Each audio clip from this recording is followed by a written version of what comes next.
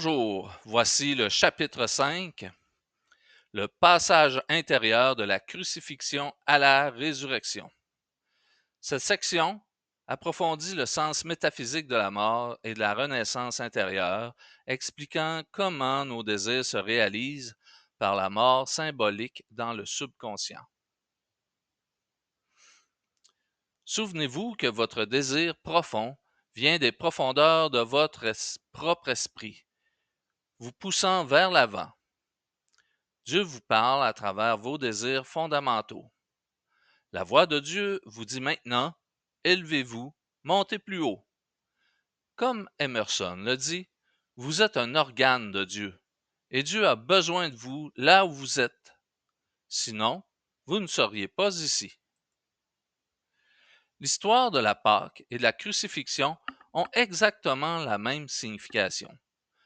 Vous passez des ténèbres à la lumière, de l'ignorance à la vérité, de la maladie à la santé, de la pauvreté à la prospérité, de la confusion à la paix mentale et à la plénitude de vie. Vous crucifiez votre désir en ressentant sa réalité dès l'instant où vous l'affirmez, exactement comme une graine plantée dans le sol meurt. Puis, après dissolution, elle transmet son énergie à la plante, aux fruits, à la fleur ou à la rose. Votre désir est semblable à cette graine. En l'affirmant, en la ressentant et en vivant dans la certitude qu'elle vous appartient, il pénètre progressivement votre subconscient où il meurt pour renaître sous la forme de la joie d'une prière exaucée. La crucifixion et la résurrection se produisent ainsi à l'intérieur de vous-même, car aucune résurrection de votre idéal, objectif, invention, livre ou pièce de théâtre ne peut avoir lieu tant qu'il n'a pas été crucifié dans votre subconscient, intégré bien profondément. Car c'est du cœur que viennent les issues de la vie. Le cœur est un mot hébreu et chaldéen signifiant le subconscient, et tout ce dont vous imprégnez sur votre, sur votre subconscient apparaîtra sur l'écran de votre vie extérieure. Voilà la loi mentale dont parle la Pâque et la résurrection. La Pâque est décrite au 12e chapitre de l'Exode. Elle symbolise une auto-transformation, le passage de l'ignorance à l'illumination, de l'échec au succès. Les auto-justifiés sont satisfaits d'eux-mêmes, mais vous devez obtenir une nouvelle compréhension, une nouvelle interprétation de la vie. Vous devez boire le vin nouveau. Toutes les religions et leurs cérémonies à travers les âges possèdent des significations psychologiques profondes. Ce sont des drames extérieurs reflétant des changements intérieurs. Les grandes vérités sont transmises symboliquement. Emerson dit que le chimiste peut sans crainte révéler ses secrets au charpentier. Ainsi, les grandes vérités de la Bible sont exprimées sous forme de paraboles, de fables, de mythes, de cryptogrammes et de nombres. Toute la Bible est une parabole. Sans parabole, il ne leur parlait point. Vous devez donc chercher la signification intérieure de ces paraboles. Personne doté de bon sens ne prend littéralement l'histoire biblique de la crucifixion. Pour comprendre réellement, lisez le sens profond dans la paix en vous-même. Ça, c'est un des livres du Dr. Joseph Murphy. Il suggérait de le lire. La Bible est écrite en allégorie afin que ces grandes vérités éveillent en vous un niveau de conscience plus élevé, offrant de nouvelles compréhensions et interprétations. Les grandes vérités de la vie ne peuvent être transmises directement. Certaines vérités profondes ne peuvent être communiquées que par symboles. Étudier les symboles, c'est étudier la vérité elle-même. Lorsqu'elles sont vulgarisées, ces vérités perdent leur signification. Nous avons les 10 commandements depuis des milliers d'années, bien avant Moïse. Elles existaient déjà à l'époque du roi Hammurabi. La règle d'or se trouve dans toutes les religions du monde, ainsi que la loi de l'amour. Pourtant, ces commandements sont brisés chaque seconde parce que les gens les prennent littéralement, sans comprendre leur sens profond. Le sens intérieur doit être absorbé, comme une pomme que l'on mange et qui devient partie intégrante de notre sang. Ces vérités doivent être intégrées dans votre cœur pour devenir des impulsions naturelles. Au lieu d'être poussé à la volée,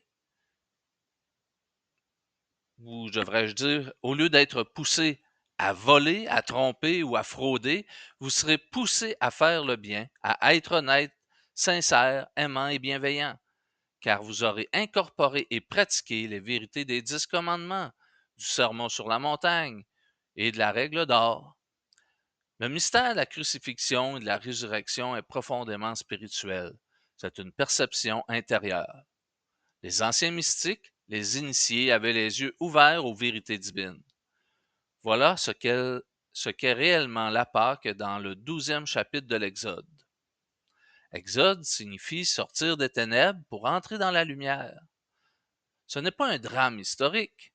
Chaque homme prendra un agneau sans tache, un mâle d'1 an. Ils prendront son sang pour le mettre sur les 2 montants et sur le linteau de leur maison, et mangeront sa chair la nuit, rôti au feu avec des pains sans levain et des herbes amères. C'est la Pâque du Seigneur, un passage.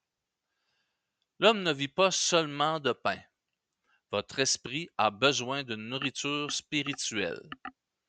Nourrissez votre esprit avec des pensées d'amour, de paix et d'harmonie, des idées qui guérissent, inspirent, élèvent et dignifient l'âme.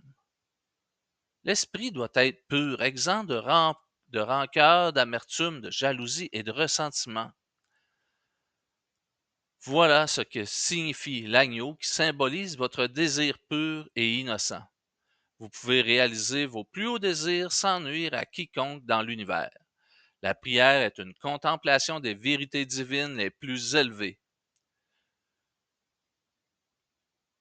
Vous devenez ce que vous contemplez. Mm. Intégrez à votre esprit le caractère et les qualités de ce sur quoi vous méditez. En d'autres termes, vous devenez ce que vous contemplez.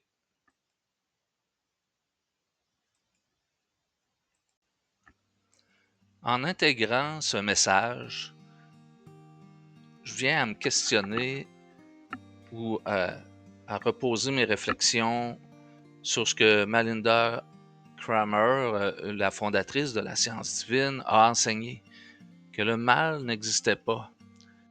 Pas au sens que il n'y a pas d'atrocités qui se font puis que tout est beau, au sens que le mal est seulement une absence du bien. Donc, si je reviens sur les propos de Murphy, euh, qui nous dit que le mystère de la crucifixion et de la résurrection est profondément spirituel, que c'est une perception intérieure, c'est là que je vois que, bon, ben, j'arrête de penser ou pas de penser, mais d'attribuer de l'importance au mal. Et en cessant de lui accorder de l'importance, je vais ressusciter dans la lumière, dans le bien. Puis le bien va apparaître autour de moi. C'est ça lorsqu'on dit que le mal n'existe pas. Ce n'est pas de nier qu'il y a du mal, c'est plutôt de ne pas lui accorder d'importance. Moins que je lui accorde d'importance, plus que je vais mettre de la lumière dans mes pensées, que je vais mettre du bien. Et plus que je vais mettre du bien, plus que mon subconscient va l'accepter puis qu'il va le reproduire dans mon quotidien. Je vous laisse réfléchir à tout ça et je vous invite pour la prochaine séquence du chapitre 6. On approche de la fin. Il va y avoir 8 chapitres au total. Donc, merci de votre écoute. Laissez vos commentaires et partagez. Merci beaucoup. Au revoir.